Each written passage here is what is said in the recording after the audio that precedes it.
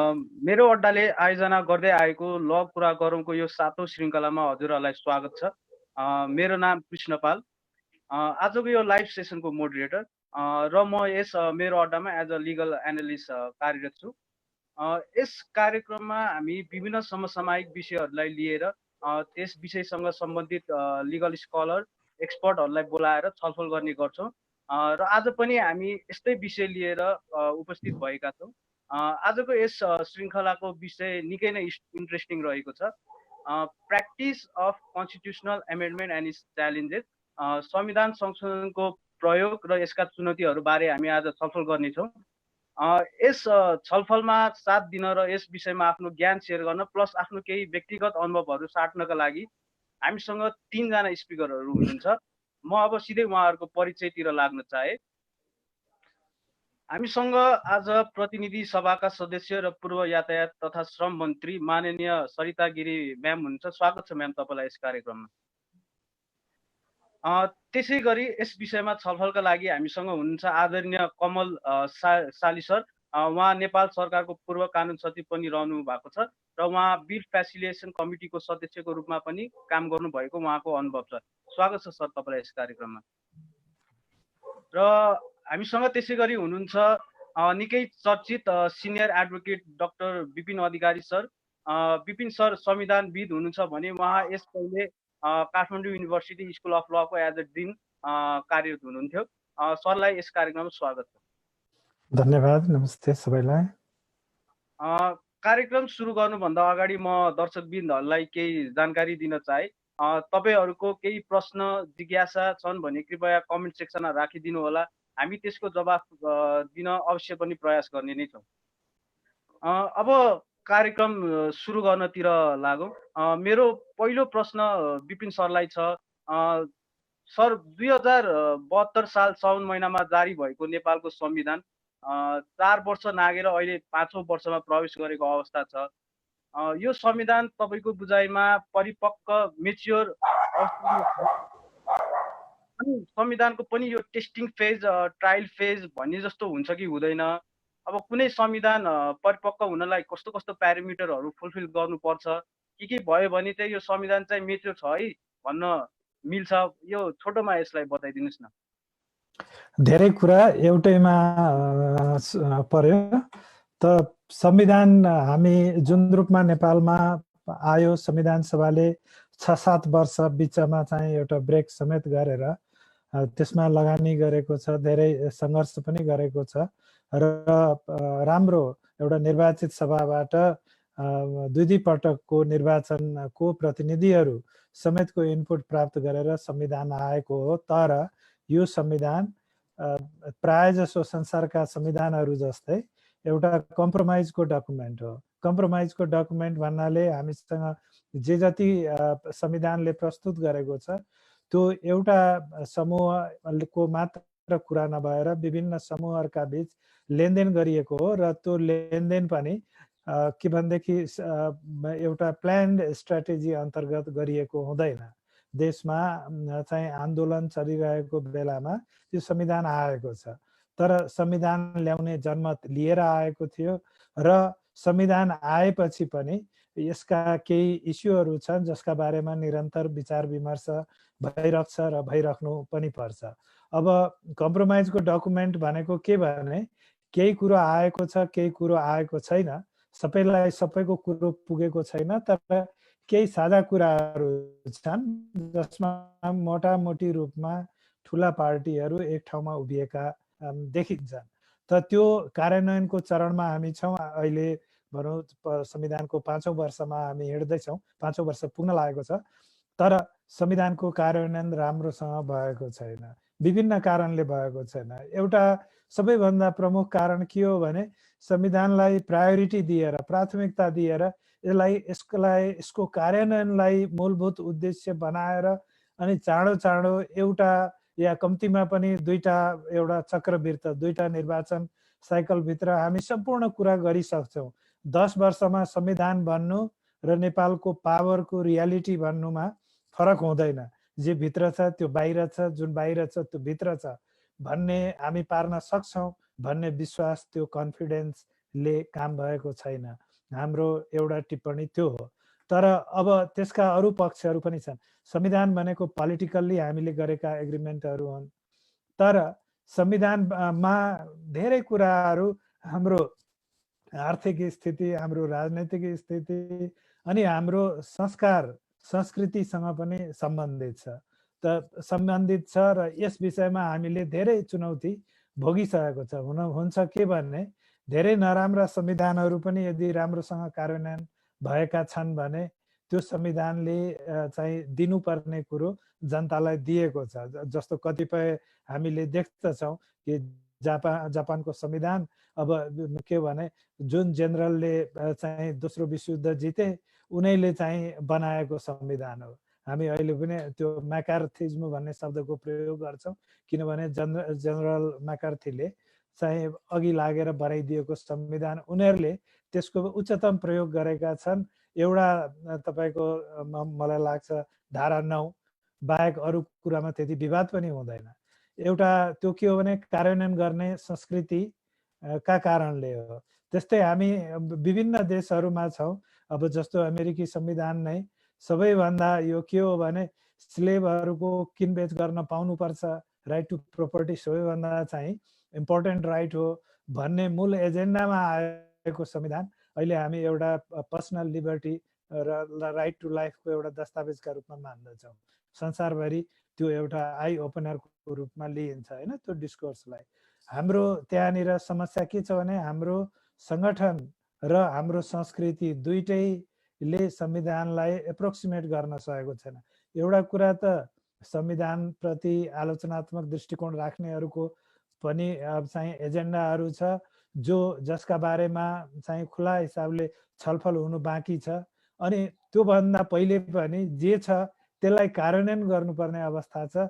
त त्यसका लागि सबै जुन संविधान निर्माणका सहयात्रीहरू थिए उनीहरूले त्यो म्याग्नानिमिटी देखाउन सकेका छैनन्, त्यो क्षमता पनि देखाउन सकेका छैनन्। जस्तो भनौँ सिद्धान्तको हिसाबले नेपालमा एउटा बलियो सरकार छ, तर अब 2/3 पुग्न पुगको दाबी पनि गरिरहेको छ।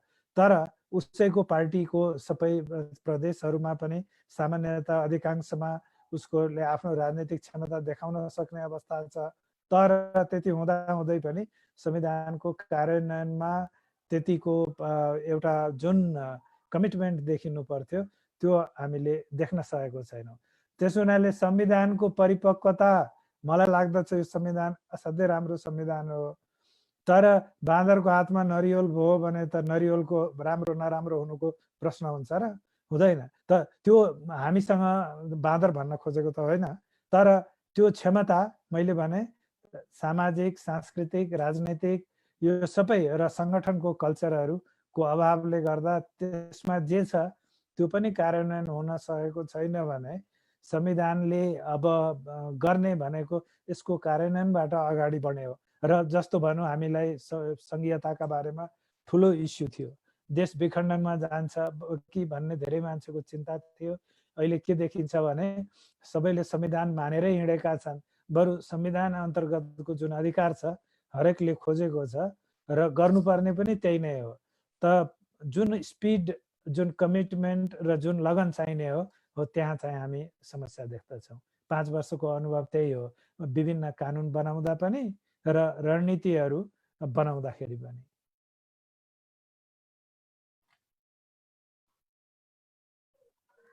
हजुर सर, धेरै धेरै धन्यवाद। सर मैले यसमै तपाईँलाई एउटा फलोअप प्रश्न पनि राख्न चाहे। जस्तै अब यो तपाईँले भन्नुभयो संविधान हाम्रो अहिले पनि अझ पनि टेस्टिङ फेजमै छ जस्तो कुरा भन्नुभयो। जस्तै अब यो टेस्टिङ फेजमै संशोधनको कुराहरू लिएर आउनु अब यो कतिको उपयुक्त हुन्छ होला? जस्तै अब यो स्ट्याबिलिटी ल्याउनको लागि संविधान संशोधन नै समाधान हो त भन्ने मेरो प्रश्न छ। अब यो संविधानवादको सिद्धान्त अनुसार यसलाई तपाईँले अलिकति प्रकाश पारिदिनुहोस् न। अब संविधान संशोधनको कुरो छ, तर संविधान संशोधन गर्नलाई चाहिँ के भनेदेखि एउटा राजनैतिक एकापट्टि आफ्नो राजनैतिक क्षमता, अर्कोपट्टि नेगोसिएटिङ कपासिटी, यो दुईटा पक्ष एउटा राजनैतिक रूपमा हेर्नुपर्छ। अर्कोतर्फ नेतृत्व जसको छ उसले पनि यो संविधानमा केही समस्याहरू छन् भन्ने जुन सोचाइ छ त्यो सोचाइलाई हामी एक्सप्लोर गरौँ र अनि एउटा नेगोसिएसनको प्रोसेसबाट हामी एउटा मिलन बिन्दुमा पुगौँ भन्ने सोचाइ दुवैपट्टि जरुरी हुन्छ। अब हाम्रोमा त्यो चाहिँ त्यसलाई त्यो रूपमा हेरिएको छैन। जस्तो हामीले देख्दछौँ यो संविधान जस्तो कोरियन वार भयो, दुईटा कोरिया छुट्टिए हैन, उत्तर र दक्षिण भए।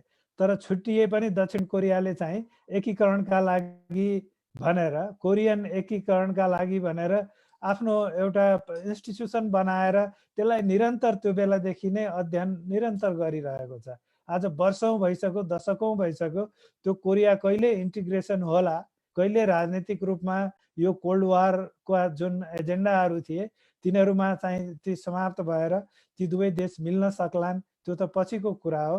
तर उनीहरूले नेभरदलेस काम गरिरहेका छन् र काम एउटा आशा के राखेको छन् भने कि हामी एउटै जाति हो, हामी एउटै देश हो र हामीले कुनै न कुनै दिन एउटा झन्डा अन्तर्गत आउनै पर्छ।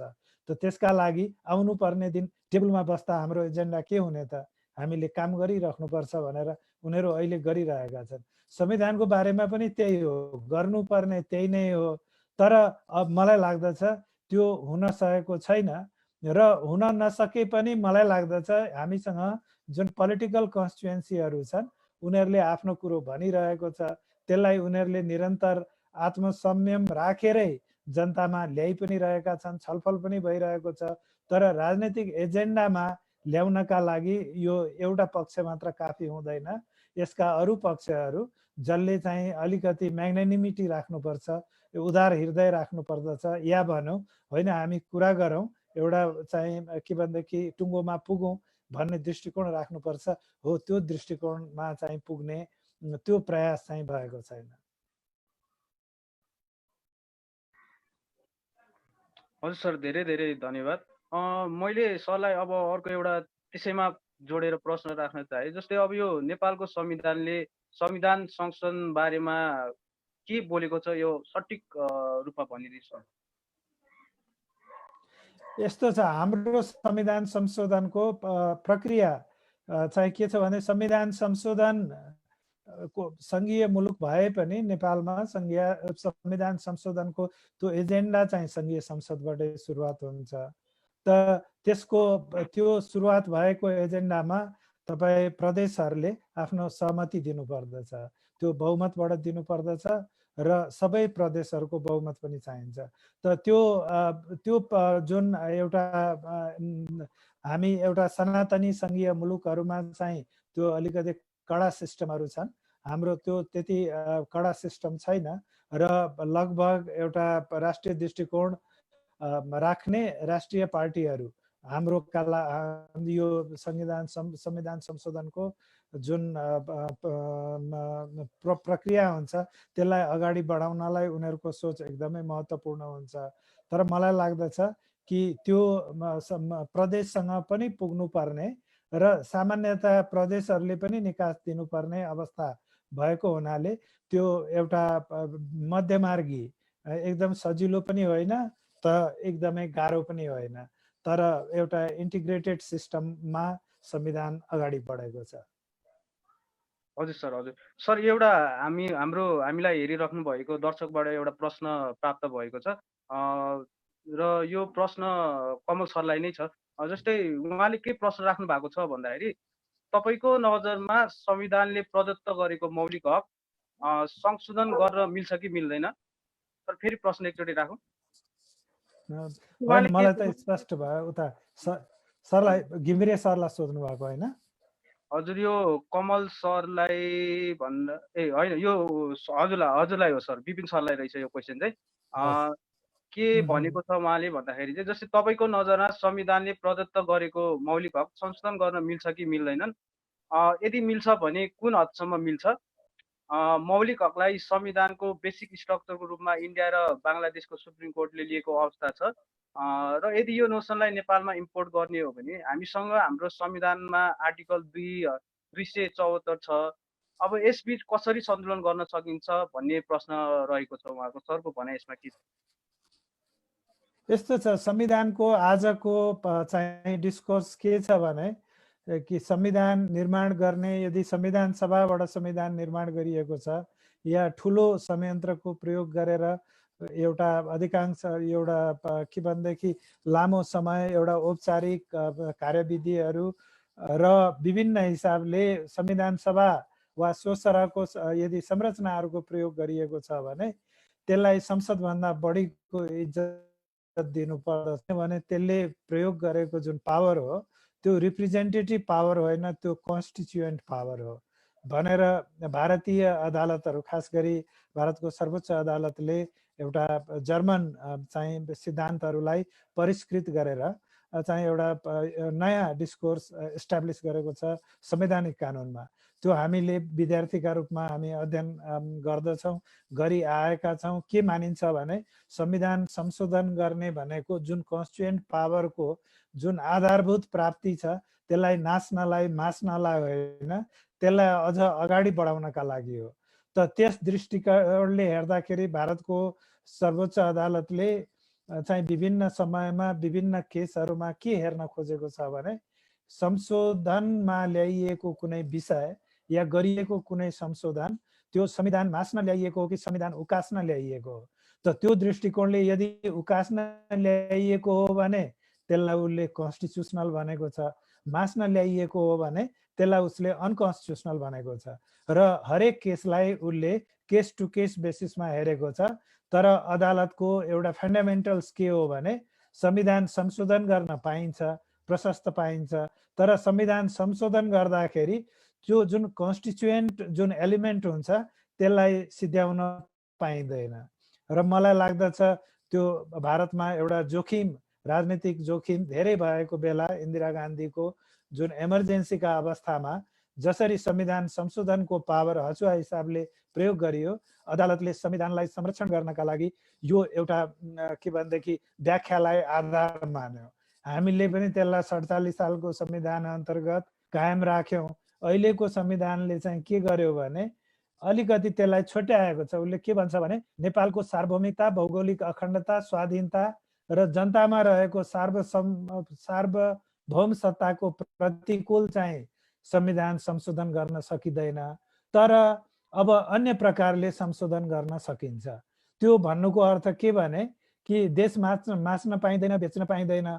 त अब जुन जुन कुरालाई हामीले चाहिँ एउटा देशको एउटा अन्तर्राष्ट्रिय कानुन अन्तर्गत देशको चाहिँ क्षमताका कुराहरू छन्, तिनीहरूलाई कम्प्रोमाइज गर्न चाहिँ पाइँदैन, अरू आन्तरिक रूपमा गर्नुपर्ने सबै कुरो गर्न पाइन्छ भनेर। अब हाम्रो अदालतले त्यो भनेको के हो भनेर व्याख्या गरेको छैन। हामी जुन बेसिक फिचरको डक्ट्रिन छ भारतीय सर्वोच्च अदालतले कायम गरेको त्यसलाई हामी मानेर जान सक्दछौँ। किनभने यदि संविधानलाई सर्वोच्च कानुन भन्ने हो भने त्यो सर्वोच्चताको संरक्षण गर्नुपर्छ। तर फेरि संविधान भनेको एउटा डाइनामिक डकुमेन्ट हो र निरन्तर रूपमा परिमार्जन र यसको गतिशीलतालाई छेकिदियो भने मान्छे क्रान्तिपट्टि जान्छन्।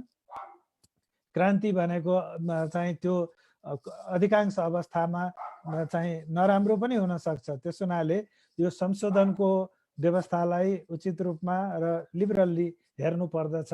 अब बाँकी हाम्रो प्रश्न के थियो भने जुन मौलिक अधिकारका विषयहरू छन् संशोधन गर्न पाइन्छ कि पाइँदैन? एकदम मजाले पाइन्छ। मौलिक अधिकारका जति चाहिँ प्रावधानहरू छन् जहाँ जहाँ संशोधन गर्दाखेरि रिजनेबल रेस्ट्रिक्सनका चाहिँ क्लजहरू छन्, के अरे प्रोभाइजोहरू छन्, त्यो प्रोभाइजो अनुसार गर्नुपर्दछ। जहाँ जहाँ चाहिँ त्यस्तो उल्लेख गरिएको छैन त्यहाँ विवेक सम्मत एउटा न्यायपूर्ण आधारमा त्यसलाई रेस्ट्रिक्सन गर्न सकिन्छ, तर मास्न सकिँदैन। र अदालतले त्यसको वैधता हेर्न सक्दछ। र अदालतले हेर्ने वैधता भनेको आजकल लिगालिटी मात्र होइन, त्यो लेजिटिमेसी पनि हो। र यी दुवै पक्षलाई अदालतले हेर्दछ। हामी के मान्दछौँ भने कानुनको विद्यार्थीका रूपमा संशोधन गर्न पाइन्छ।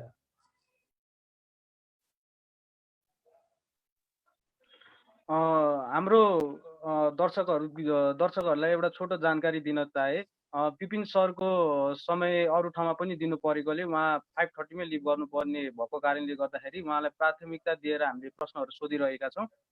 र विपिन सरलाई मेरो अन्तिम प्रश्न के छ भन्दाखेरि, सर यो पछिल्लो राजनैतिक घटना जस्तै अध्यादेश प्रकरण र यो अहिले समग्र संविधानको विकासलाई एउटा संविधानविदको हैसियतले यहाँले कसरी हेरिरहनु भएको छ, यसमा अलिकति जानकारी दिनुहोस्।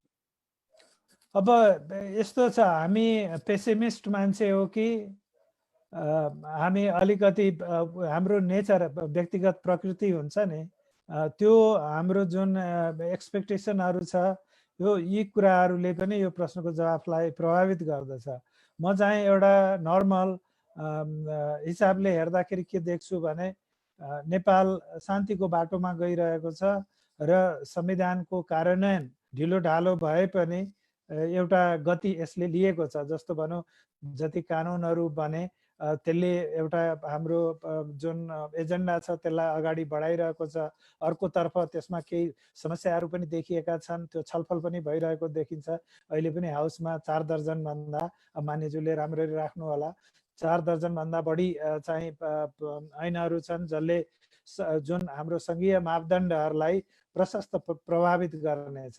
मुख्य कुरा के हो भने सङ्घीय सरकारले सङ्घीयताको दृष्टिकोणलाई निरन्तर रूपमा प्रमोट गर्नुपर्छ र चाहिँ आवश्यक अवस्थामा बाहेक यो जुन हामी एउटा डिभोल्युसनको जुन कन्सेप्ट छ त्यसलाई सकेसम्म आफ्नै पावर पनि ह्यान्डओभर गर्ने, जुन एउटा संविधानले दिएकोलाई त गर्नै पर्यो, त्यसमा चोइस छैन, तर सकेसम्म त्यो चाँडोभन्दा चाँडो गर्ने र सङ्घीय सरकारहरूलाई, प्रदेश सरकारहरूलाई विशेषतः उनीहरूको जुन एजेन्डाहरू छन् जसमा उनीहरूले कमी कमजोरी देखाइरहेको छ अहिलेको जुन सङ्क्रमण कालमा, त्यसलाई एड्रेस गर्नलाई प्रधानमन्त्री विशेष गरी जुन प्रादेशिक परिषद हामीसँग छ तिनीहरूले चाहिँ अलिकति एक्टिभली अगाडि जानुपर्दछ।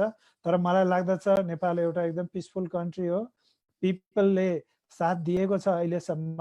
त यो राजनीतिक जुन एउटा वातावरण छ त्यसलाई संविधानको कार्यान्वयन र सकेसम्म देशको राष्ट्रिय एकतालाई कायम गर्नका लागि गर्नुपर्ने काम कारबाहीहरू जुन छन् त्यसलाई अगाडि बढाउनलाई सरकारले त्यो इनर्जी त्यतापट्टि खर्च गर्नुपर्छ।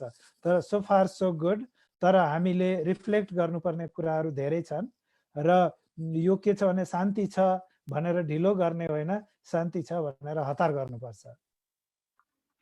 हस् सर, विपिन सर धेरै धेरै धन्यवाद, आइदिनु भयो, हजुरको कुराहरू हामीलाई राखिदिनु भयो। हजुरको समय अझै महत्त्वपूर्ण छ, यसलाई हामीले बुझेका छौँ। फेरि पनि हजुरसँग हामी कुराकानी गर्ने नै छौँ। त्यसै गरी अब म यो कार्यक्रमलाई अगाडि बढाउन चाहे, जस्तै अब म माननीय सरिता गिरी म्यामतिर लाग्न चाहे। सरिता गिरी म्यामले हामीलाई के भनिदिनु पर्यो भन्दाखेरि जस्तै संविधानको परिपालना गराउनमा र त्यसको रक्षा गर्नमा राजनैतिक पार्टी र विशेष गरी प्रतिपक्ष दलको कस्तो भूमिका हुन्छ?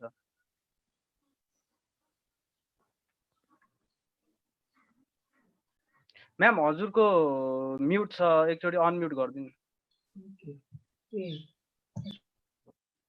फेरि अनम्युट। ओके ओके,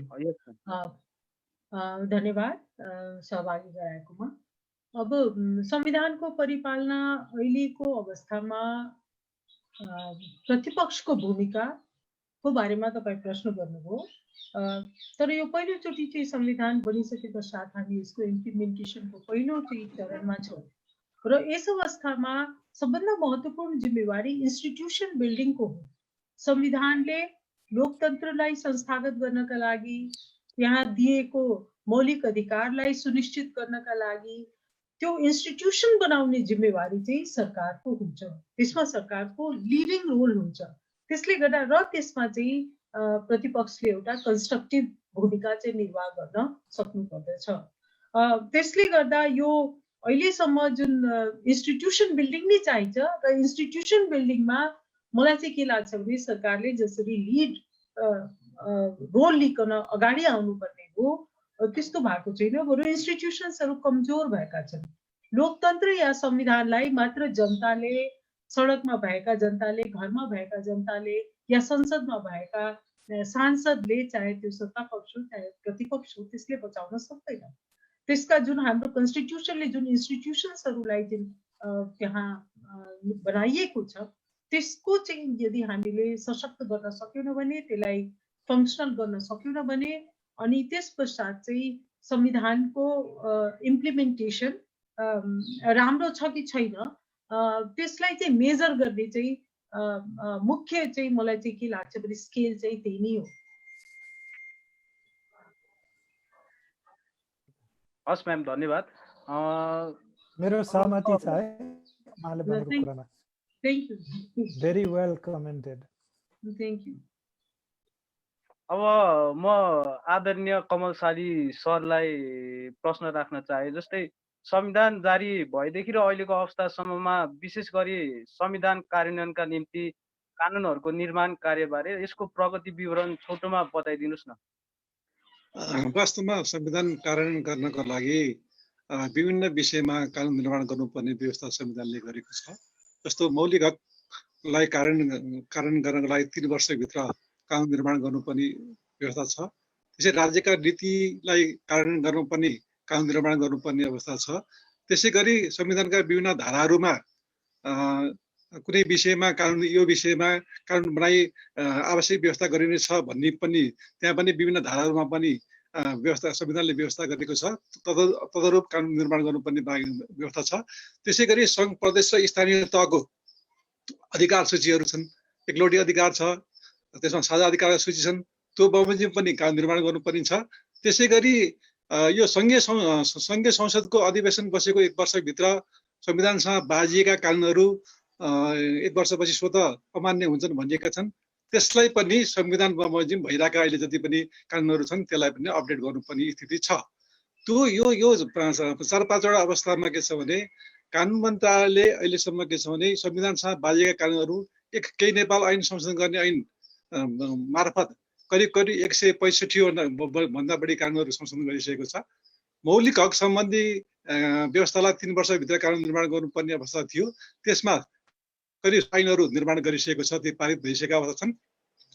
त्यसै गरी अन्य के छ भने कानुनहरू के छ भने गरेर करिब 200 भन्दा बढी कानुनहरू कानुन मन्त्रालयले प्रस्ताव गरेर पार्लियामेन्टमा पारित भइसकेको छ र करिब अहिले 45वटा ऐनहरू संविधान कार्यान्वयनसँग सम्बन्धित लगायतका ऐनहरू विधेयकहरू पार्लियामेन्टमा विचारिएका छन्। र संक्षिप्तमा भन्नुपर्दाखेरि वास्तवमा कानुन निर्माणको प्रक्रियामा हामी 75-80% जति हामीले के छ भने सफलता हासिल गरेका छौँ जस्तो लाग्छ। हस् सर, धन्यवाद। सर, यसमा अर्को एउटा थप प्रश्न पनि छ। जस्तै कानुन निर्माण गर्ने प्रक्रियामा के कस्तो चुनौतीहरू आउने रहेछन् त्यसको बारेमा पनि थोरै अलिकति बताइदिनुहोस्। अब कानुन निर्माण गर्ने सम्बन्धमा चुनौतीको कुरा गर्नुहुन्छ भने जस्तो अब कानुन मन्त्रालयको कानुन निर्माण गर्ने सम्बन्धमा पहिलो संविधान बजी कानुन निर्माण गर्ने, दोस्रो बनिसकेका कानुनलाई सर्वसाधारणको जानकारी गराउने, तेस्रो कानुन कार्यान्वयनमा सम्बन्धित निकायलाई ध्यानाकर्षण गर्ने कानुन मन्त्रालयको भूमिका यही हो। अब यो वास्तवमा कानुन निर्माण सम्बन्धमा अब जस्तो विभिन्न मन्त्रालयको नेपाल सरकारको कार्यविधान नियमावली छ, त्यो कार्यविधान नियमावली बमोजिम त्यसको कानुन निर्माणको इनिसिएसन सम्बन्धित मन्त्रालयले गर्नुपर्छ। सम्बन्धित मन्त्रालयले इनिसिएसन गर्नुपर्नेमा टाइमली कानुन मन्त्रालयमा त्यो मस्यौदा ड्राफ्ट सहमतिको लागि तर्जुमाको लागि पठाउन सक्यो भने कानुन मन्त्रालयले सहयोग गर्न सक्छ। र टाइमली पठाउन सकिएन या टाइमली पठाएर पनि त्यसमा के छ भने विषयगरुबाट परामर्श दिन सकिएन, सल्लाह गर्न सकिएन र बनिसकेका कानुनहरूलाई जनतामा सार्वजनिकरण गर्न सकिएन, जनतालाई त्यो सम्बन्धी चेतना दिन सकिएन र त्यसै गरी त्यो बनिसकेको कानुनलाई पनि कार्यान्वयन गर्न सकिएन भने त्यो कानुन निर्माणको कुनै औचित्य हुँदैन। हामीका चुनौती भनेको कुरा के हो भने टाइमली सम्बन्धित मन्त्रालयहरूबाट कानुन तर्जुमाको लागि कानुन मन्त्रालयमा टाइमली मसौदा नआउनु एउटा ठुलो समस्या हो।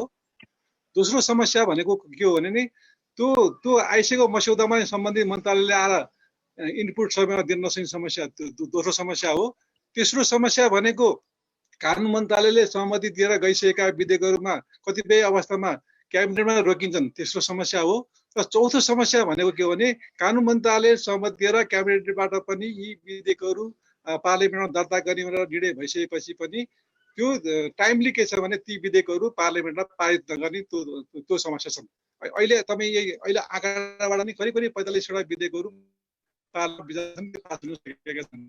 भनेपछि यी समस्या चुनौतीहरू छन्। हजुर सर, धेरै धेरै धन्यवाद। म अब सरिता गिरी म्यामतिर लाग्न चाहे। म्यामलाई मेरो प्रश्न के छ भने जस्तै यो संविधान संशोधनलाई लिएर व्यक्तिदेखि राजनैतिक दल समेतले पनि धेरै आवाजहरू उठाइरहेका छन्। हामी एकातिर व्यक्ति विशेष पार्टी विशेष भएर संविधान संशोधन गर्नुहुन्न भन्छौँ, अर्कोतिर फेरि नेपाल एउटा लोकतान्त्रिक देश हो, संविधानले हरेक व्यक्तिको इन्ट्रेस्टलाई सेटिस्फाई गर्नुपर्छ भन्छौँ। यो कुरालाई हामीले कसरी सन्तुलन गर्न सक्छौँ? यहाँको बुझाइ यसमा के छ, थोरै भनिदिनुहोस् न। संविधान संशोधनको बारेमा कुरा गर्दाखेरि हामीले पोलिटिकल ब्याकग्राउन्ड पनि हेर्नुपर्छ। किन आज पनि अहिले जुन कुरा आइरहेछ, संविधान भर्खर आएको हो, यति छिटो संशोधन गर्ने हो कि होइन, जुन प्रश्न आइरहेछ त्यसको बारेमा म के भन्छु भने हामीले पोलिटिकल ब्याकग्राउन्ड हामीले बिर्सनु हुन्न। किन आजको दिनमा पनि संविधान संशोधनको कुरो आइराखेको छ? किनभने संविधान निर्माणको समयमा एउटा क्षेत्र विशेषका, एउटा समुदाय विशेषको प्रतिनिधित्व गर्ने सबै दल चाहिँ बाहिर आन्दोलनमा थिए र तिनीहरूको सहभागिता भएको छैन, तिनीहरूको कुरो चाहिँ सुनिएन। त्यसले गर्दा आजको दिनमा पनि संविधान संशोधनको मुद्दा जीवन्त छ र यो रहिरहन्छ। म तपाईलाई यो संविधान संशोधन वर्तमान आवश्यकताको लागि पनि हुन्छ। जस्तो कि अब अहिलेको लागि जुन चाहिँ तपाईको नेकपाबाट नि जुन एउटा संविधान संशोधनको बारेमा चर्चा आएको छ, नेपाल कम्युनिस्ट पार्टीले त्यहाँ एउटा कमिटी नि गठन गर्यो हैन? त्यो कमिटी गठन गर्यो, तर फेरि त्यो कमिटी कार्य नगरिकन नि त्यो कमिटी चाहिँ डिजल्भ पनि भयो, त्यहाँका व्यक्तिहरू चाहिँ छोडेर गए। भन्दाखेरि कन्टेम्पोरेरी निडको लागि पनि संविधान संशोधनको आवश्यकता हुन्छ हैन? तर त्यो कस्तो खालको आवश्यकता हो त्यसको बारेमा विश्लेषण हुन्छ, बहस हुन्छ। त्यसले गर्दा संविधान संशोधन आफूमा एउटा यो विषय जुन छ एउटा सकारात्मक विषय हो, यसलाई नकारात्मक विषयको रूपमा लिनुहुन्न। तब हो कि त्यो कुन विषयका लागि संविधान संशोधन को बारेमा बहस चर्चा चलिराखेको छ, त्यो विषयहरूको पनि हामीले विश्लेषण गर्नु पर्दछ। अब तपाई यदि मलाई समय दिनुहुन्छ भने म अलिकति अमेरिकन कन्टेक्स्टको कुरा गर्छु र अहिले चाहिँ यो संविधान संशोधनको बारेमा नेपालमा विशेष गरी मधेस केन्द्रित दलहरूले जुन उठाइराखेका छन् त्यो बुझ्नको लागि चाहिँ र यो समानुपातिक समावेशीको जुन हाम्रो संविधानमा जुन प्रिन्सिपल छ त्यो चाहिँ अहिले भायोलेट भइरहेछ। यहाँसम्म कि संविधानको व्याख्या गर्नुपर्ने सुप्रिम कोर्टमा पनि हेर्ने हो भने त्यहाँको जुन जजेसहरूको जुन इन्क्लुजन भएको छ या रिक्रुटमेन्ट भएको छ, त्यहाँ संविधानले दिएको जुन समानुपातिक समावेशी सिद्धान्त छ त्यो अनुसारको चाहिँ भइराखेको छैन। मैले अहिले योभन्दा अघि संस्थाको कुरा गरेका थिएँ। सुप्रिम कोर्टलाई पनि संविधानको बमोजिम चाहिँ त्यसलाई त्यो संस्थाको निर्माण चाहिँ कसरी गर्ने हो त्यो हामी सबैको जिम्मेवारी हो, तर त्यो भइरहेको छैन। म यहाँ केही दिन अगाडि म एउटा किताब पढिरहेको थिएँ अमेरिकन इतिहासको बारेमा। अमेरिकामा ठुलो आन्दोलन आयो हैन, ठुलो क्रान्ति भएर संविधान आयो। विशेष गरी साउथ अमेरिकामा चाहिँ त्यो आन्दोलन आयो भयो हैन, ब्ल्याकहरूको इन्क्लुजनको लागि, ब्ल्याकहरूको इक्वल राइट्सको लागि संविधान त आयो। तर त्यसपश्चात चाहिँ इलेक्सन मेथडमा अनि इलेक्टोरल कमिसनहरूलाई चाहिँ यसरी म्यानिपुलेट गर्यो, यसरी म्यानुभर गर्यो, जस्तो भोटर लिस्ट अपडेट गर्नुपर्ने, टेक्निकल तरिकाले चाहिँ भोटिङ गर्नुपर्ने, यस्ता यस्ता कुरा ल्याइकन के भयो भने भोटर्सहरू चाहिँ घट्दै गए। जुन ब्ल्याक कम्युनिटीको भोटर्स जुन आउनुपर्ने थियो, जसरी पार्टिसिपेट गर्नुपर्ने थियो, त्यो बिस्तारै क्रमिक रूपमा घट्दै गए। जुन साउथ अमेरिकामा पहिला चाहिँ त्यहाँको स्टेट्सहरूमा ब्ल्याक्सहरूको चाहिँ बहुतायत चाहिँ उनीहरू जितेर आउँथे, बिस्तारै बिस्तारै यस्तो हुँदै गयो कि त्यहाँ पनि गइकन व्हाइट्सहरू चाहिँ जित्न थाले। भन्दाखेरि संविधान बनिसके पश्चात पनि यदि संविधानको म्यानिपुलेसन भइकन अनि एक्सक्लुजनलाई चाहिँ कसरी इन्स्टिट्युसनलाइज गर्न सकिन्छ त्यसको एउटा एकदमै राम्रो इक्जाम्पल चाहिँ अमेरिका पनि हो, जुन कि वर्ल्डको एउटा फर्स्ट डेमोक्रेसी हो। त्यसैले गर्दा संविधान संशोधन आवश्यक छ, किनभने संविधानको जुन हाम्रो अब्जेक्टिभ जुन छ, प्रिएम्बल जुन छ, जुन गोल्स छ, त्यसलाई चाहिँ प्रोग्रेस गरेर लिएर जानका लागि। तर सँगसँगै हामीले त्यस बमोजिमको कानुनहरू बनिराखेको छ कि छैन त्यसमा पनि हामीले चनाखो हुनुपर्दछ। यदि तपाईँ पोलिटिकल राइट्स चाहिँ कन्स्टिट्युसन ल्याउनु भयो तर फेरि ऐनहरू चाहिँ यसरी बनाइयो, अहिले कमलजीले भन्नुभयो ऐनको बारेमा, मेरो चाहिँ यति चाहिँ रिजर्भेसन छ जुन ढङ्गले चाहिँ हाम्रो ऐनहरू आइराखेको छ संविधान बनाउने। एउटा त त्यो ऐनको ड्राफ्टहरू नै कसरी, म दुईटा इक्जाम्पल दिन्छु जसमा मेरो सिरियस अब्जेक्सन के भएको थियो भने, नम्बर 1 यो भूमि सुधार विधेयक आयो। भूमि सुधार विधेयक जब आयो अनि भूमि सुधारको जुन एसेन्शियल जुन स्पिरिट के हो भने कृषिलाई अपग्रेड गर्नका लागि, कृषिलाई चाहिँ को उन्नतिको लागि चाहिँ भूमि सुधार गर्नुपर्छ। तर यसपालि त्यो कानुन मन्त्रालय मार्फत नै आइकन जुन विधेयक आयो त्यसले के भनिदियो भने त्यसको स्पिरिट नै किल गरिकन यो भूमि सुधार बिल त सुकुम्बासीलाई र दलितलाई भूमि वितरणको लागि ल्याइएको हो भन्दाखेरि नम्बर 1। त्यसै स्वास्थ्य शिक्षा विधेयकमा पनि जुन बेला आएको थियो धेरै हंगामा भएको थियो, किनभने डाक्टर गोविन्द केसीको आन्दोलनको त्यो ब्याकग्राउन्डमा थियो। र त्यसमा मैले के देखेँ भने कतिवटा एक्जिस्टिङ ऐनको अधिकार पनि चाहिँ त्यो विधेयकले चाहिँ अजर्भ गरेछ, आफूमा लिएको छ। तर त्यो ऐनहरूलाई संशोधन गर्नुपर्ने जुन विधेयक ल्याउनु पर्ने हो त्यो चाहिँ ल्याएको छैन। अब संसदमा आइकन जुन हामी के हेर्छौँ भने अमेरिका जापानमा जानुहोस्, एउटा विधेयकलाई कानुनको रूपमा दिनको लागि 6 मन्थसम्म चाहिँ पार्लियामेन्ट चाहिँ एक्टिभ हुन्छ, किनभने कानुन भनेको कानुन हो होइन। तर यहाँ जुन हाम्रो प्रोसेस छ त्यो एकदमै पार्टिसिपेटरी छैन। संसद त्यो 3-3 मिनटमा बोल्ने, त्यसपछि धारागत छलफल जुन हुन्छ त्यो चाहिँ तपाईको समितिमा जान्छ र त्यो समितिको चाहिँ हियरिङ चाहिँ जनताले सुन्न पाउँदैन। भन्दाखेरि जनताले बुझ्न सकिरहेको छैन कानुन जुन बनिरहेछ के को लागि बनिरहेछ, त्यसको लक्ष्य के हो, त्यसको उद्देश्य के हो। भन्दाखेरि हाम्रो यो प्रोसेस नै संविधान संशोधन र कानुन निर्माण, यो दुईटैमा अहिले धेरै म चाहिँ विसङ्गतिहरूले चाहिँ हेरिरहेको छु होइन। अब म एउटा अर्को कुरा पनि ध्यानकर्षण गराउन चाहन्छु। अहिले जुन हाम्रो नेकपाका वामदेव गौतमजीलाई चाहिँ राष्ट्रिय सभामा ल्याइकन अनि त्यसपछि प्रधानमन्त्री बनाउने नबनाउने भन्दाखेरि 2072 को संविधान बन्ने बेलामा म चाहिँ त्यो संविधान सभामा थिइनँ। अहिले म पढ्दाखेरि के देखिरहेको छु भने कति कन्ट्राडिक्टरी छ हाम्रो संविधान। एकातिर हामी प्रधानमन्त्री यदि भारतको हेर्ने हो भने या हाम्रो पनि यो संविधान आउनुभन्दा अघिको अवस्था हेर्ने हो भने राष्ट्रिय सभाका सदस्य पनि प्रधानमन्त्री हुन सकिन्छ, किनभने हुन सक्ने व्यवस्था छ। इन्डियामा मनमोहन सिंह चाहिँ त्यसरी नै प्रधानमन्त्री भयो, निकैले पनि इलेक्सन लडेनन्, उनको माइन्डसेट उनको बिहेभियर बेग्लै हो, तर उहाँले धेरै ठुलो परिवर्तनहरू गर्नुभयो होइन। अब यहाँ चाहिँ के गरिदिएको छ भने प्रतिनिधि सभाका बहुमत प्राप्त दलका नेता मात्र प्रधानमन्त्री हुन सक्छ, ओके, पराजित व्यक्ति चाहिँ मन्त्री हुन सक्दैन। तर फेरि संघीय संसद कस्तो छ भने यो चाहिँ राष्ट्रिय सभा र चाहिँ प्रतिनिधि सभा दुवैले मिलाएको चाहिँ जुन कलेक्टिभ एक ठाउँमा राखेका सांसदहरू मिलिकन संघीय संसद भन्छ। त्यो संघीय संसद प्रति प्रधानमन्त्री र cabinet council of minister collectively responsible छ। भन्दाखेरि त्यो राष्ट्रिय सभाका सदस्यहरूलाई चाहिँ इन्क्लुड गरिकन हामी चाहिँ गभर्नमेन्ट बनाउन नसक्ने प्रधानमन्त्री भन्नुस् न हैन।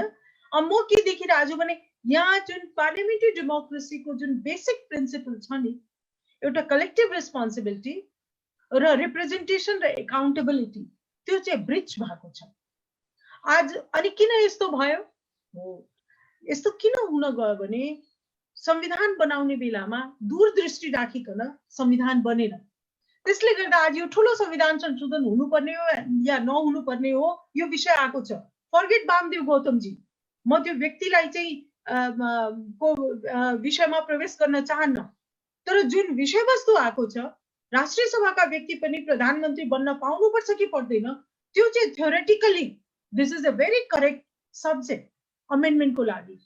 तर यो किन भयो भने अब पहिलो संविधान सभामा माधव नेपालजी चुनाव हारिकन पनि प्रधानमन्त्री बन्नुभयो, त्यो सबैको आँखामा गयो।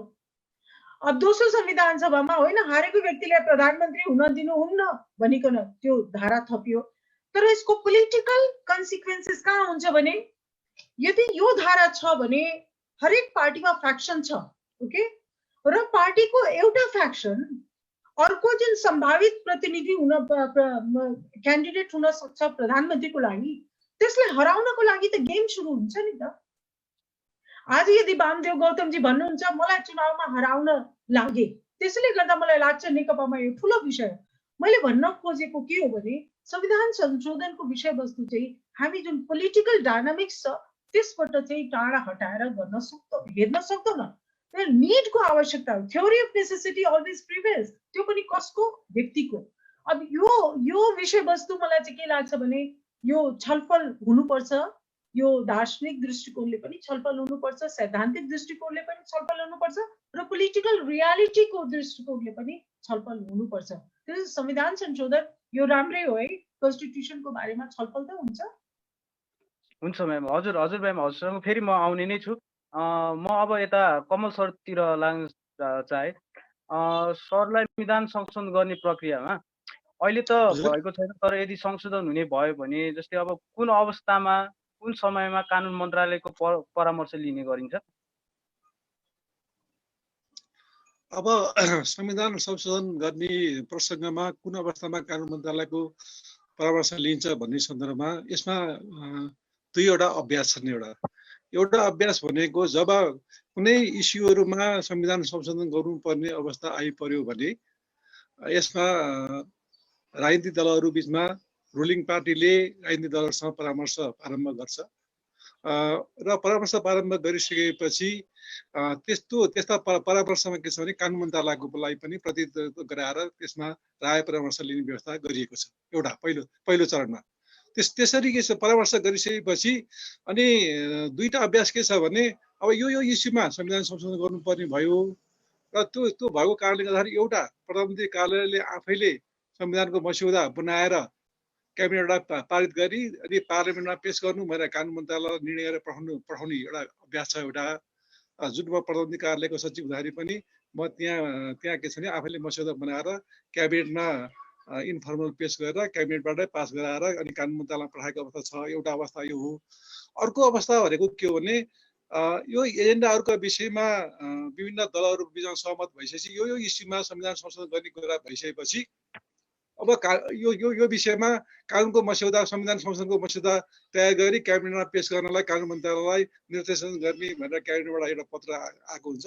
त्यो पत्रको आधारमा कुन इस्युहरूमा संविधान संशोधन गर्ने सहमति भएको छ ती इस्युलाई टेकेर कानुन मन्त्रालयले संविधानको मस्यौदा तयार गरेर कानुन मन्त्रालय पठाउँछ अनि क्याबिनेटमा पठाउँछ अनि क्याबिनेटले त्यो निर्णय मस्यौदामा छलफल गरी अनि त्यो मस्यौदा स्वीकृत गरेर अनि पार्लियामेन्टमा पेश गर्ने निर्णय गरेमा अनि कानुन मन्त्रालय मार्फत अनि पार्लियामेन्टमा पेश गर्ने अभ्यास छ। यो दुईटा अभ्यास हो। एउटा कानुन मन्त्रालयले मस्यौदा पेश गरेर क्याबिनेटले स्वीकृत गर्ने एउटा अभ्यास, एउटा प्रधानमन्त्री कार्यालयले त्यहीँबाट पेश गरेर क्याबिनेटबाट के अरे संविधानको मस्यौदा स्वीकृत गरेर अनि कानुन मन्त्रालय मार्फत पार्लियामेन्टमा पेश गर्ने अभ्यास, दुईटा अभ्यास छ एउटा। हजुर सर, अनि यो यदि त्यस्तो परामर्श दिँदाखेरि जस्तै अब यो एजेन्डा वाइज सैद्धान्तिक रूपमा दिने गरिन्छ कि अरू नै कस्तो खालको परामर्श हुन्छ यो यसमा अलिकति? जस्तो के छ भने म आफैले भाग लिएको अवस्था भनौँ न, मैले त्यस्ता मिटिङहरूमा म एउटा सचिवको हैसियतले, प्रधानमन्त्री कार्यालयको सचिवको हैसियतले या कानुन मन्त्रालयको सचिवको हैसियतले त्यहाँ भाग लिँदाखेरि सैद्धान्तिक एजेन्डा वाइज विषयमा छलफल हुन्छ।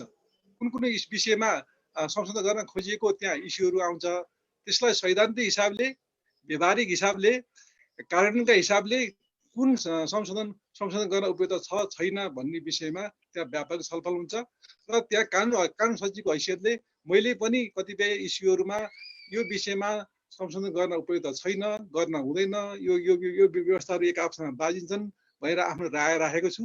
त्यो राय राखिसकेपछि कतिपय कुराहरू मेरा कुरालाई पनि स्वीकार गरिएर ती व्यवस्थाहरू हटाइएका त्यहाँ छलफल हटाइएको छ र वास्तवमा के छ भने त्यो कानुन मन्त्रालयको के छ भने भूमिका त्यसमा हुन्छ। त्यहाँ के छ कानुन मन्त्रालयलाई बाइपास गरेर कानुन मन्त्रालय संलग्न नगराइकन अनि भोलि कानुन मन्त्रालयले त्यो संविधान संशोधनको मस्यौदा उप क्याबिनेटको विधेयक समितिमा गएर छलफल गर्नुपर्ने हुन्छ, पार्लियामेन्टमा गएर डिफेन्स गर्नुपर्ने हुन्छ। त्यस हिसाबले कानुन मन्त्रालयलाई सुरुबाट नै इन्भल्भ गर्ने, त्यहाँ के छ भने आफ्नो भूमिका कसरी निर्वाह गर्ने भन्ने कुरा आफूमा डिपेन्ड हुन्छ होइन।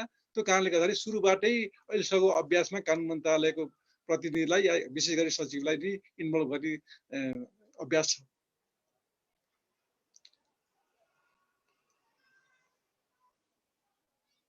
दिनुपर्ने हो नि, यो बाध्यकारी व्यवस्था हो कि होइन सर? यो बाध्यकारी व्यवस्था होइन, यो बाध्यकारी व्यवस्था होइन।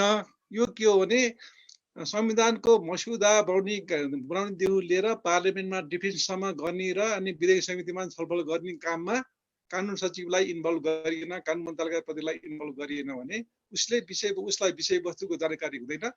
त्यो कारणले गर्दा उसले डिफेन्स गर्न सक्दैन भन्ने एउटा मान्यता पनि हो। एउटा कानुन सचिव भनेको या कानुन मन्त्रालयको प्रतिनिधि भनेको ऊ पनि आफै पनि के छ भने संविधानमा कस्तो विषयमा संशोधन गर्न हुन्छ कि हुँदैन भनेर सैद्धान्तिक व्यवहारिक कानुनी हिसाबले पनि राय परामर्श दिन सक्ने क्षमताको व्यक्ति हो। त्यो कारणले पनि के छ भने कानुन मन्त्रालयलाई प्रतिनिधि या कानुन मन्त्रालयका सचिवलाई त्यहाँ उपस्थित गराइन्छ, तर बाध्यकारी व्यवस्था होइन। हजुर सर। सर अनि यो परामर्श दिनका निम्ति पक्कै पनि कानुन मन्त्रालयमा एउटा एक्सपर्ट प्यानल जस्तो केही संरचना हुन्छ होला पक्कै नै। अब हजुरले यो संरचना कस्तो हुन्छ र यसले कसरी कार्य गर्छ भन्ने बारेमा अलिकति स्पष्ट पारिदिनुहोस् न। वास्तवमा जब विभिन्न मन्त्रालयबाट कानुनको मस्यौदा तर्जुमा गर्नलाई कानुन मन्त्रालयमा ड्राफ्ट आउँछन्, अब कानुन मन्त्रालयमा तपाईँले भने जस्तो स्थायी संरचना प्यानल छैन। तर कानुन मन्त्रालयले के गरेका छ भने तपाईँको भने कानुन मन्त्रालयको मुख्य काम भनेको कानुनको तर्जुमा गर्ने, मस्यौदा गर्ने, विभिन्न विषयमा कानुनी राय दिने अनि अन्तर्राष्ट्रिय सन्धि सम्झौता गर्नु पूर्व कानुन मन्त्रालय सहमति दिने मुख्य कामहरू यिनै हुन् होइन। अब हामीले कानुन मन्त्रालयले के गरेका छौँ भन्दा तपाईँको भने हाम्रो अभ्यास अहिलेसम्म भने अब उनी कर्मचारीको रुचि क्षमता अनुसार के छ विभिन्न कामहरूलाई हामीले डिभाइड गरेका छौँ। डिभाइड गरिसकेपछि जस्तो के छ भने विभिन्न जस्तो गृह प्रशासन सम्बन्धी कानुन आयो भने एउटा अधिकारीले हेर्छ, भूमि सम्बन्धी आने एउटाले हेर्छ, निर्वाचन सम्बन्धी आने एउटाले हेर्छ, अनि सञ्चार सम्बन्धी आयो अर्थ सम्बन्धी, त्यो विभिन्न किसिमको उसको विशेषज्ञता र के छ भने रुचि अनुसार त्यहाँ विभिन्न कर्मचारीलाई बाँडफाँड गरिएको छ, कार्यविधान गरिएको छ। त्यो कार्यविधानको आधारमा अनि सचिवदेखि शिक्षा विभागसम्मको मान्छेहरू इन्भल्भ भएर परामर्श गरेर अनि त्यसलाई कसरी निष्कर्ष अन्तिम ड्राफ्ट बनाउने भन्ने कुरामा छलफल हुन्छ। एउटा छलफल पद्धति एउटा यो हो। दोस्रो पद्धति के हो भने नि जस्तो कुनै एउटा महत्त्वपूर्ण विधेयकका सम्बन्ध जस्तो स्थानीय सरकार शासन सञ्चालन ऐन निर्माण गर्ने क्रममा जुन कानुन सचिव भएको बेलामा हामीले जुन संविधान मस्यौदा गर्ने बेलामा इन्भल्भ भएका पूर्व कानुन सचिवहरूलाई समेत बोलाएर एउटा कार्यदल गठन जस्तो गठन गरेर उहाँहरूको पनि परामर्शले मस्यौदा गरेका थियौँ। त्यसै गरी अब जस्तो क्याबिनेटले एउटा के छ भने म रिटायर भइसकेपछि कानुन सचिवबाट रिटायर भइसकेपछि एउटा कानुन निर्माण सहजीकरण समिति माननीय अधिवक्ता अग्नि खरेलको अध्यक्षतामा समिति गठन गरेको थियो। त्यसले मौलिक हक कार्यान्वयन गर्ने सम्बन्धी कानुन निर्माण गर्ने सम्बन्धमा ती कानुन मन्त्रालय सम्पूर्ण विधेयकहरू त्यहाँ पठाउँथ्यो र त्यो त्यहाँ म पनि क्याबिनेटबाट एउटा विशेषज्ञको हैसियतले नियुक्ति भएको थिएँ र त्यो कमिटीले त्यो विषयमा छलफल गर्थ्यो र छलफल दिइसकेपछि त्यो मस्यौदालाई अनि आफ्नो रायसहित के अनि कानुन मन्त्रालयमा पठाएर कानुन मन्त्रालयले अनि सहमति दिएर सम्बन्धी मन्त्रालय पठाउने अभ्यास त्यो बेलामा पनि हामीले अवलम्बन गरेकै अवस्था हो। त्यो कारणले गर्दाखेरि स्थायी रूपले तपाईँले भने जस्तो प्यानल एक्सपर्टको प्यानल छैन, तर हामीले आवश्यकता अनुसार त्यही भित्रको कर्मचारीहरूबाट एउटा प्यानल पनि बनाउन सक्छौँ, बाहिरको मान्छेलाई इन्भल्भ गराएर प्यानल पनि बनाउन सक्छौँ। त्यस्तो क्याबिनेटको निर्णय गराएर के छ भने सहजीकरण समिति बनाएर त्यहाँबाट पनि हामीले के छ भने त्यो विधेयकलाई एउटा गुणस्तरीय बनाउनको लागि त्यो समिति मार्फत पनि हामीले के छ भने राय सल्लाह लिएर के छ भने ड्राफ्टलाई फाइल गर्ने हाम्रो अभ्यास छ। हस् सर, धन्यवाद। म फेरि अब यता सरिता म्यामतिर आउन चाहे, अघि कुरालाई कन्टिन्युटी दिँदै जस्तै म्यामले अघि भन्दै हुन्थ्यो र मेरो प्रश्न पनि त्यहीसँग सम्बन्धित छ। जस्तै यो अहिले संविधानको परिपालना सन्दर्भमा विगत 4 वर्षदेखिका राजनीतिक घटनाहरूलाई यहाँले कसरी लेखाजोखा गर्नुभएको छ? हजुरको बुझाइमा अहिलेको संविधानले नेपाललाई स्थिरता प्रदान गर्न सक्छ कि सक्दैन? अहिलेको संविधानमा दुईवटा यस्तो व्यवस्था गरिएको छ जसले गर्दा पोलिटिकल स्टेबिलिटी म देखिरहेको छु है। सबभन्दा पहिला हामी जब राजनीतिक स्थायित्व हुन्छ हैन, अनि त्यस पश्चात मात्र सामाजिक स्थायित्व हुन्छ। पोलिटिकल इन्स्टेबिलिटी भयो भने समाजमा पनि हलचल हुन्छ हैन। जुन दुईटा व्यवस्था जुन गरेको छ, नम्बर 1 सरकार बनिसके पश्चात 2 वर्षका लागि विपक्षीले अविश्वासको प्रस्ताव ल्याउन नसक्ने हैन। त्यसले चाहिँ सरकारलाई चाहिँ आफ्नो काम गरेर देखाउनको लागि चाहिँ एउटा समय चाहिँ दिएको छ। यो चाहिँ स्थायित्वको लागि हो। अब दोस्रो जुन राजनीतिक दल सम्बन्धमा जुन व्यवस्था गरिएको छ कि पार्टी फुटाउनको लागि चाहिँ 40% चाहिँ राजनीतिक दल सेन्ट्रल कमिटीको पनि र 40% चाहिँ तपाईको सांसदहरूको पनि, अनि मात्र चाहिँ पार्टी फुटाउन सकिन्छ। यदि यो संविधान आउनुभन्दा अघिको अवस्था हेर्ने हो भने राजनीतिक अस्थिरताको मुख्य कारण चाहिँ संसदमा दलहरू विभाजित हुन्थे हैन। 12 वर्षमा 12 वटा प्रधानमन्त्री भयो भने पनि आउँथे। त्यसले गर्दा यो संविधानको यो दुईटा व्यवस्था आफूमा मलाई चाहिँ के लाग्छ भने पर्याप्त छ राजनीतिक स्थायित्व दिनका लागि। अब एउटा अर्को तर्क आउँछ हैन, यो संसदीय व्यवस्था धेरै अस्थिर भयो, त्यसले गर्दा हामी राष्ट्रपति प्रणालीमा जानुपर्छ। म चाहिँ त्यसको पक्षधर हुँदिन, किनभने यो दुईटा व्यवस्थाले चाहिँ हामीलाई चाहिँ दियो, आधार चाहिँ दिएको छ हैन। अब सरकारले डेलिभर गर्छ वा गर्दैन, सरकारले सुशासन गर्न सक्छ कि सक्दैन, अब त्यो त अल्टिमेटली चाहिँ तपाईको 5 वर्षको पछि जुन चुनाव छ त्यो चुनावमा जनताले गर्छ नि त हैन। त्यसले गर्दा म अहिलेको यो दुईटा व्यवस्था चाहिँ राजनीतिक स्थायित्वको लागि चाहिँ आफूमा पर्याप्त छ। यो बल्ल चाहिँ भर्खर चाहिँ ल्याउनु भएको थियो चाहिँ प्रधानमन्त्रीले अध्यादेश। अब यो त हेर्नुहोस् संसदीय प्रणालीकै विशेषता हो, स्ट्रेन्थ हो। म भन्छु कि जुन एउटा आवाज उठ्यो त्यो आवाजले गर्दा चाहिँ प्रधानमन्त्रीजीले राष्ट्रपतिले अध्यादेश फिर्ता लिनुपर्ने भयो, अवस्थाको सृजना भयो, उहाँले लिनुभयो। त्यसको लागि म उहाँप्रति म आज पनि धन्यवाद चाहिँ दिन्छु। मैले स्टेटमेन्ट निकालेको थिएँ, यसले मतहरू चाहिँ बिग्रिन्छ, स्क्याटर्ड हुन्छ, उहाँको स्टेटमेन्टमा पनि त्यो आयो, त्यो राम्रो कुरा हो। तर यदि फेरि त्यो अध्यादेश कानुनको रूपमा लिएको भए फेरि राजनीतिक अस्थिरता सुरु हुन्थ्यो हैन। त्यसले गर्दा मलाई चाहिँ के लाग्छ भने अहिलेको जुन संविधान छ त्यसले चाहिँ स्थिरता दिनमा चाहिँ सक्षम देखिएको छ र यसले चाहिँ जब राजनीतिक स्थिरता भयो भने अनि जनताको बीचमा हामी मुद्दाको आधारमा चाहिँ मत माग्न जान सक्छौं।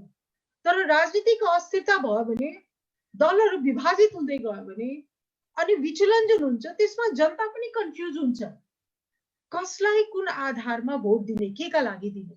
यो पनि पार्टी फुट्छ, त्यो पनि पार्टी फुट्छ, यो पनि फुट्छ, अनि त्यसपश्चात के हुन्छ भने सबै एकै नासका हुन्, कसलाई भोट दिने। अनि त्यसपछि पेटी इन्ट्रेस्टको आधारमा को मेरो नजिकको छ, को मेरो जातको छ, को मेरो पातको छ, त्यो आधारमा चाहिँ जनताको मत जान्थ्यो। तर 5 इयर्स पछि जुन इलेक्सन हुन्छ त्यो चाहिँ अब मलाई चाहिँ के लाग्छ भने इस्यु बेस्ड हुन्छ र यसले चाहिँ जनताको भोटिङ बिहेभियरमा पनि राम्रै परिवर्तन चाहिँ ल्याउँछ। र अब अहिले जुन म फेरि के देखिरहेको छु भने 3 वटा मुख्य दलको निरन्तरता हुन्छ। अब नेपाली कांग्रेस, नेपाल कम्युनिस्ट पार्टी र जनता समाजवादी पार्टी, यो 3 वटा मुख्य दलको रूपमा चाहिँ आउने निर्वाचनबाट पनि स्थापित हुने हो। यदि अहिलेको सरकारले चाहिँ संविधान संशोधनको दिशामा राम्ररी अगाडि बढेन भने, सकारात्मक रूपले अगाडि बढेन भने अनि त्यसपश्चात यो पुनः अर्को इलेक्सनको लागि मुद्दा बन्छ र यो संविधान संशोधनको जुन जनताको हक अधिकार सम्बन्धित जुन विषय जुन छ हैन, त्यो विषय चाहिँ मर्दैन। तर के हो भने ठीक छ, अब जनताको म्यान्डेटबाट जो आउँछ त्रिकोण संघर्ष हुन्छ। अब एउटा र एउटा पक्षको चाहिँ तपाईको नेपाली कांग्रेस र नेकपा कहिले पनि मिलिकर अब सरकार बनाउन सक्दैनन्। बीचमा चाहिँ की प्लेयरको भूमिकामा चाहिँ जनता समाजवादी पार्टी रहन्छ नि, र जनता समाज पार्टी भएको बेलामा संविधान संशोधनको मुद्दा अगाडि बढ्छ। यही सम्भावनालाई समाप्त गर्नका लागि प्रधानमन्त्रीजीले अध्यादेश ल्याउनु भएको थियो। मेरो सद्भावनाको लामो अनुभव छ। यो कसरी चाहिँ पार्टी फुटाइन्थ्यो र पार्टी फुटाउनमा इलेक्सन कमिसनको पनि धेरै ठुलो भूमिका थियो। त्यो इलेक्सन कमिसनले खेलिदिन्थ्यो र त्यस पश्चात अब मुद्दामा नेक्स्ट यो इलेक्सनमा चाहिँ तपाईँको 2-3 वटा मुद्दा चाहिँ जान्छ, पोलिटिकल डेभलपमेन्ट र पोलिटिकल स्टेबिलिटी दुवैका लागि, र त्यो प्रगतिशील एजेन्डा नै हुन्छ। त्यसले गर्दा म चाहिँ पोजिटिभ नै छु। हस् म्याम, धन्यवाद। अब म फेरि यता कमल सरतिर जान चाहे। सर, यो कानुन मन्त्रालयको विशेष उद्देश्यको रूपमा ऐन, अध्यादेश, नियम र गठन आदेशहरू बनाउने, त्यो सम्बन्धी परामर्श दिने, मस्यौदा गर्ने, मस्यौदा जाँच गर्ने जस्ता उद्देश्यहरू रहेका छन्। अब अहिलेको अध्यादेश प्रकरणमा कानुन मन्त्रालयले सुझाव दिनु परेको खण्डमा के सुझाव दिन सक्थ्यो? अब पदीय हैसियतले यहाँले सुझाव दिनु परेको भए के दिनुहुन्थ्यो होला? यसको बारेमा अलिकति छोटोमा भनिदिनुहोस् न। सर, अनम्युट गर्नु पर्यो हजुरले। हेलो, हजुर आयो सर, आयो। वास्तवमा कानुन निर्माण गर्ने सन्दर्भमा कानुन मन्त्रालयको ठुलो भूमिका छ। संविधानका मस्यौदा, अध्यादेशका मस्यौदा, ऐन, नियम, विनियम, त्यसै गरी गठन आदेश, निर्देशिका, कार्यविधि सबै विषयमा अहिले कानुन मन्त्रालयको सहमति नभइकन अगाडि बढ्न सक्ने अवस्था छैन। कानुन मन्त्रालयले विभिन्न मन्त्रालयबाट आएका मस्यौदाहरूका सम्बन्धमा जाँच गर्ने र कतिपय कुराहरूमा पोलिसी नमिलेको भए पोलिसीलाई पनि करेक्सन गरेर नयाँ परिमार्जित मस्यौदा पठाउने गरेको अवस्था छ। जहाँसम्म तपाईँले अहिलेको अध्यादेशको सम्बन्धमा एउटा प्रसङ्ग निकाल्नुभयो, अहिले सामुदायिक परिषद र राजनीतिक दल सम्बन्धी नै प्रसङ्ग निकाल्नु होला होइन तपाईँले? हजुर हजुर। अब यो वास्तवमा के छ भने कुनै पनि अध्यादेश जारी गर्नुभन्दा पहिला सम्बन्धित मन्त्रालयको मन्त्री, प्रधानमन्त्री बिचमा परामर्श हुन्छ र उहाँहरू बिचमा यो अध्यादेश जारी गर्न आवश्यक छ भन्ने कुरा फिल भइसकेपछि यसमा कानुन मन्त्रीसँग छलफल हुन्छ। अनि त्यो भइसकेपछि आवश्यकता अनुसार सम्बन्धित मन्त्रालयको सचिव, कानुन सचिवसँग छलफल हुन्छ। भइसकेपछि छलफल भइसकेपछि प्रधानमन्त्रीज्यूले राष्ट्रपतिसँग के छ भने त्यो अध्यादेश जारी गर्ने सम्बन्धमा एकैचोटि मस्यौदा पेश गरिएन, पहिल्यै के छ भने म यस्तो किसिमको अध्यादेश ल्याउँदैछु भन्ने कुराको एउटा के छ भने इन्फर्मल के छ भने जानकारीसँग ब्रिफिङ हुन्छ। व्यावहारिक अभ्यास त्यस्तो छ।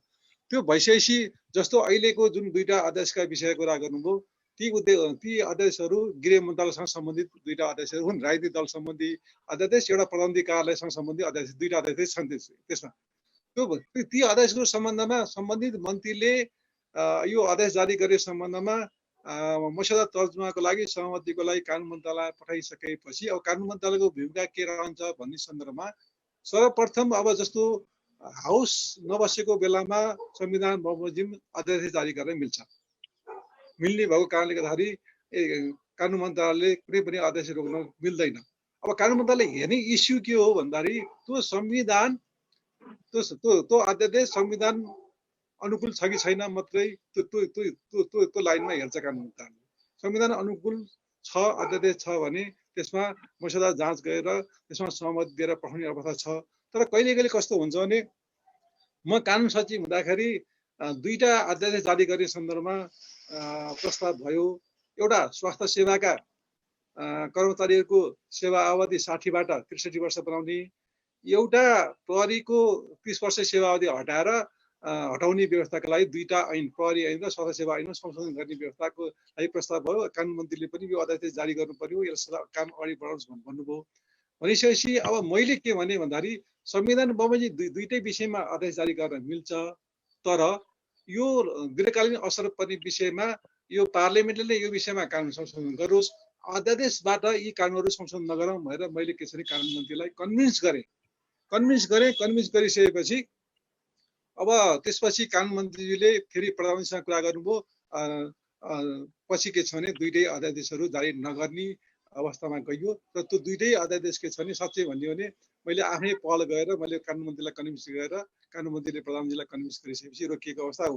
जहाँसम्म अहिलेका दुईटा आदेशका सम्बन्धमा कुरा गर्नुहुन्छ भने संविधान बमोजिम दुईटा आदेश जारी गर्नलाई बाधा थिएन। तर कानुन मन्त्रालयको भूमिका के हुन्थ्यो, तपाईँ कानुन सचिव भएको भए के गर्नुहुन्थ्यो भन्दाखेरि के छ भने म दुईटा लाइनले हेर्थेँ। मैले यदि म कानुन सचिव भएर हुन त अहिलेको सचिवले नै हेर्नु होला, म के हेर्थेँ भन्दाखेरि सामुदायिक परिषद सम्बन्धी अध्यादेश सम्बन्धमा संविधानले सामुदायिक परिषदमा विपक्षी दलको नेता पनि के छ भने सदस्य हुने व्यवस्था गरेको छ। त्यो मर्मको स्पिरिट अनुसार अहिलेको व्यवस्था अलिकति हुँदैन कि यसलाई पुनर्विचार गर्ने कि भन्ने एउटा ध्यानकर्षण गर्थे त्यो अध्यादेशको सम्बन्धमा। र राजनीतिक दल सम्बन्धी अध्यादेशको सम्बन्धमा मैले के एउटा ध्यानकर्षण गर्थेँ, रोक्न त म पनि सक्दैन थिएँ। म के ध्यानकर्षण गर्थेँ त के छलफल गर्थेँ भने सम्बन्धित मन्त्रालयको मन्त्रीसँग सचिवसँग या मुख्य सचिवसँग के छलफल गर्थेँ भन्दाखेरि यो राजनीतिक दल सम्बन्धी विधेयकमा पहिलोको व्यवस्था भनेको 40% केन्द्रीय समितिका सदस्यहरू वा संसदीय दलका 40% सदस्यहरू भएमा पार्टी फुटाउन सक्ने, विभाजन गर्न सक्ने जुन व्यवस्था थियो त्यसले धेरै विकृति ल्याए। सांसद किनबेचका व्यवस्था, सांसद किनबेच पनि भयो भन्ने सुन्नमा आए र पार्टीहरू फुटे, सरकार अस्थिर भयो। यो विकृतिलाई सधैँभरि हटाउँ र समृद्धिको बाटोमा लाउँ मुलुकलाई, यो भएन छ। यो धेरै धेरै सरकारहरू चेन्ज हुने भयो, यसले धेरै विकृतिहरू उत्पन्न भयो भनेर पार्लियामेन्टमा व्यापक छलफल भएर सबै राजनीतिक दलहरू बिचमा करिब करिब सहमति भएर यो ऐन राजनीतिक दल सम्बन्धी ऐनहरू बनेको अवस्था हो। अब अहिले यो व्यवस्था के छ भने पार्लियामेन्टको स्पिरिट अनुसार थिएन। संविधान बमोजिम यो आदेश लानलाई बाधा थिएन, तर पार्लियामेन्टले जुन हिसाबले के छ भने यो विकृतिलाई रोक्नको लागि यो कानुनहरू ल्याएको थियो नि, त्यो स्पिरिट अनुसार यो अध्यादेश थिएन। कमसेकम म भएको भए के गर्नुहुन्थ्यो भन्ने तपाईँको प्रश्न छ। म भएको भए म त्यो अध्यादेश सम्बन्धमा ध्यानाकर्षण सहितको के छ भने यो पार्लियामेन्टको यो पार्लियामेन्टले यो स्पिरिटले यो कानुन बनाएको हुनाले यो विषयमा पुनर्विचार गर्ने गरी आवश्यक कारबाही गरौँ भनेर सहमति दिने थिएँ मैले। मेरो आफ्नो व्यक्तिगत कुराहरू हुन्छ भने। हस् सर, एकदम इन्साइटफुल कुराहरू राखिदिनु भयो। अब हामी यस कार्यक्रमको अन्त्यतिर आइसकेका छौँ।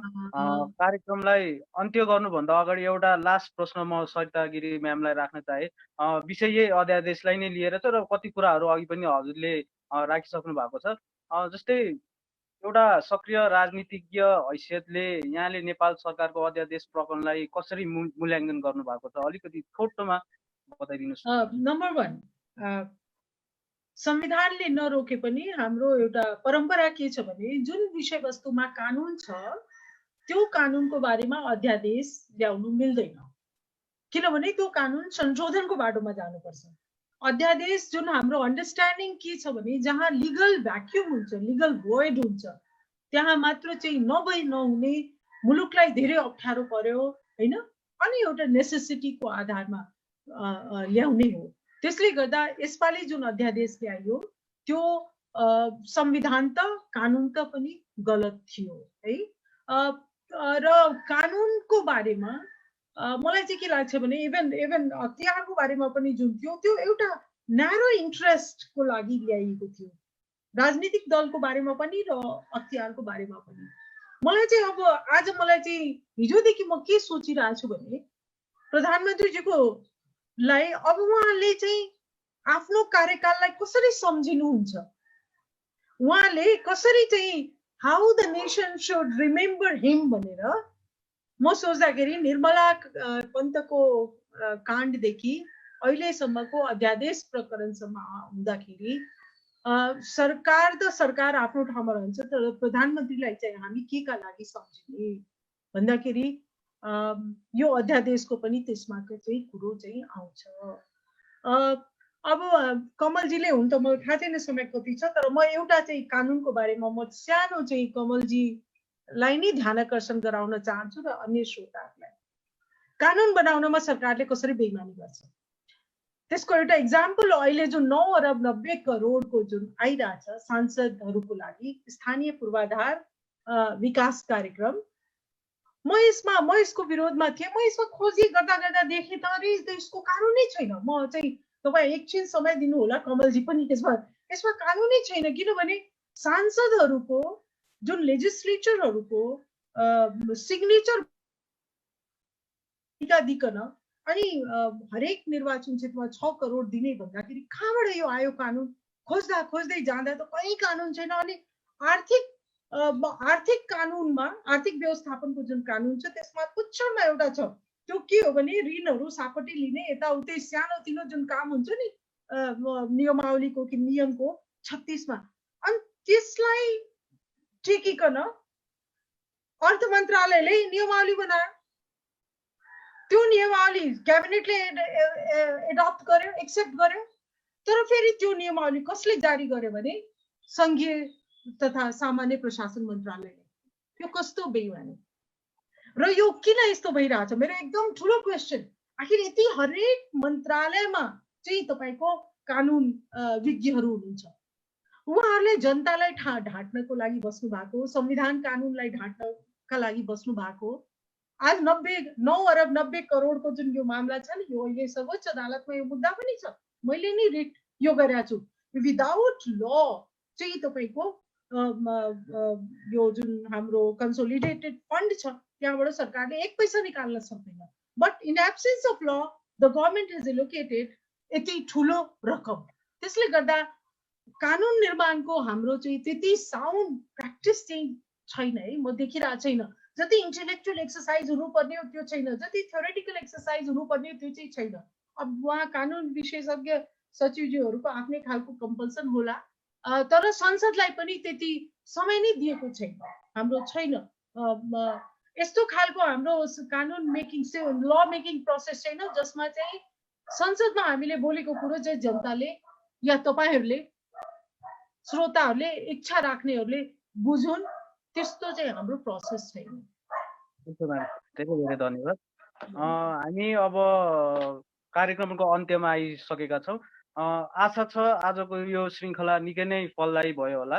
हामीलाई यस कार्यक्रममा साथ दिने माननीय सरिता गिरी म्यामलाई, आदरणीय कमल सली सरलाई र डाक्टर विपिन अधिकारी सरलाई मेरो र मेरो अड्डाको तर्फबाट धेरै धेरै धन्यवाद। आइदिनु भयो, आफ्नो कुराहरू राखिदिनु भयो र हामीलाई अहिले लाइभ हेरिरहनु भएका दर्शकबिन्दहरूलाई पनि धेरै धेरै धन्यवाद। आगामी आउने यस्तै श्रृङ्खलामा हजुरहरूको साथको अपेक्षा राखेका छौँ। हाम्रो यो कार्यक्रम मार्फत रुल अफ ल, एक्सेस टु जस्टिस र ह्युमन राइट्स प्रमोट गर्ने प्रयास जारी नै रहनेछ। यसै विभिन्न समसामयिक विषयमा छलफल गर्ने गरी ल कुरा गरौँ। फेरि पनि आउने बाचाका साथ म कृष्ण पाल बिदा माग्न चाहन्छु। सबै सुरक्षित बसौँ, लकडाउनको परिपालन गरौँ। धन्यवाद।